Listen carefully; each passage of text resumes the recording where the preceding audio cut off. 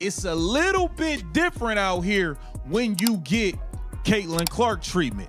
It ain't so easy peasy getting to play one-on-one, getting to just do your thing how you want to do it. It's a whole different world once you get the Caitlin Clark treatment, because suddenly it's not easy buckets and highlight reels. Suddenly it's not one-on-one iso ball where you dance wherever you please. Suddenly the mask comes off, the hype train derails, and the so-called prophecy shatters in front of everybody watching. The WNBA's desperate gamble to manufacture another Clark collapsed in real time, and the player handpicked as her heir, Paige Beckers, walked straight into the fire and got burned. Brutally exposed by Seattle's relentless defense that didn't just guard her, it stripped away the illusion, showed us the truth, and made the whole narrative crumble. From the very first whistle, you could see the difference. Paige Beckers wasn't gliding through open lanes or feasting on soft coverage anymore. This was the WNBA defense, fully locked in, and she looked uncomfortable, rattled. Every possession was a test she couldn't pass. The Seattle Storm decided if the media wanted to crown her as the next savior, they put that crown under fire. They blitzed her, they bodied her, they suffocated her until the shine wore off. And what we got wasn't a superstar in the making, but a rookie suddenly drowning in real pressure. This wasn't a stumble. This was a straight-up unmasking that reminded everyone hype means nothing when the defense comes for you. Remember when ESPN and half the media machine shoved Paige Beckers down everyone's throat as the chosen one, the polished product, the player supposedly more efficient, more ready, more fundamentally sound than Caitlin Clark? They repeated it until fans almost believed it. A carefully scripted campaign to crown a queen before the real queen had even settled into her throne, but none of that was organic. It was orchestrated hype, and against Seattle, that story finally cracked, because this wasn't about flashy stats or highlight packages anymore. It was about whether she could survive the same treatment Clark has faced night after night. And the answer came quick. She couldn't. The crown slipped, the media's fairy tale unraveled right there on the court. Analysts tried to keep the hype alive by screaming about numbers, Paige hitting 200 points and 50 assists faster than Clark by a single game, using that one tiny edge like it proved she was the new face of the league. ESPN ran with it. Headlines crowned her. Talk shows sold tickets on the narrative. But stats without context are nothing. Those numbers came against soft defenses and empty lanes. They were never tested against the fire.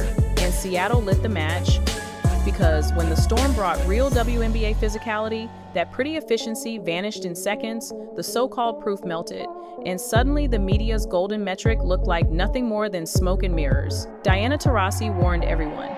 She said this kid was in for a rude awakening, and she wasn't lying. Paige walked into Seattle with the swagger of someone still at her own coronation parade, thinking the 44 points she dropped on the Sparks meant she'd arrived. But the Sparks barely defended her. Seattle wasn't handing out gifts. They brought traps, rotations, and pure physical punishment. And the result was brutal. 2 makes on 11 shots, 0 assists, 2 rebounds. That's not superstar work. That's a cold exposure. The kind that strips away all illusions, because when the Storm turned up, the heat Paige didn't rise to it. She shrank, and the gap between hype and reality was laid bare for the entire league to see. Seattle's defensive plan was clear from the jump. They crowded her space, showed her multiple bodies, cut off every driving lane, turned her mid-range comfort zone into a war zone, and Paige had no answers. Slim stayed physical, rotations were crisp, help came fast. Every time she thought she had an opening, it closed instantly. And here's the reality. Caitlin Clark has been living in that kind of pressure every single night since she entered the league, and still puts up generational numbers. Paige got one taste of it and completely unraveled. The contrast was staggering. One player survives the storm, the other got swallowed by it, and fans watching couldn't help but notice just how wide that gap really is. The numbers tell the whole story. Clark took the hardest shots in the league, deep threes with defenders draped on her, drives through bodies that barely drew whistles, and still delivered highlight reels that packed arenas. Paige, meanwhile, was feasting on soft coverage, wide open looks, and inflated efficiency. The media paraded her 47% clip like gospel, while ignoring Clark grinding through 41% on shots, Nobody else even attempts. But the second Paige was guarded like a star, it all collapsed. 2 makes out of 11. 0 assists, that's not efficiency, that's a mirage disintegrating under pressure. And the difference is simple. Clark thrives in chaos. Paige disappears in it, and no amount of spin can hide that truth anymore. Seattle didn't just beat Paige. They created the blueprint every other team will copy. They blitzed her, doubled her, bodied her on the perimeter with Sykes, cut off every drive with Diggins Smith, and let Gabby Williams and Ezi Magbegor contest every single shot. And the moment that pressure hit, she folded, gave up the ball, and never demanded it back. That's the opposite of what Clark does, because Clark begs for the ball under pressure, embraces the chaos, and finds ways to torch defenses that are trying to break her. The contrast couldn't be louder. One player proves she's a generational star. The other showed she was never ready for that level. And after one night, the entire narrative started crumbling in front of everybody's eyes. Excuses poured in from her defenders saying she's still rusty from the ACL tear, that she needs more time. But that injury was years ago, and everyone knows it. Caitlin Clark never got that luxury. She walked into the league as public enemy number 1. Every team schemed to hit her, foul her, and break her. No grace period, no soft landing, just fire.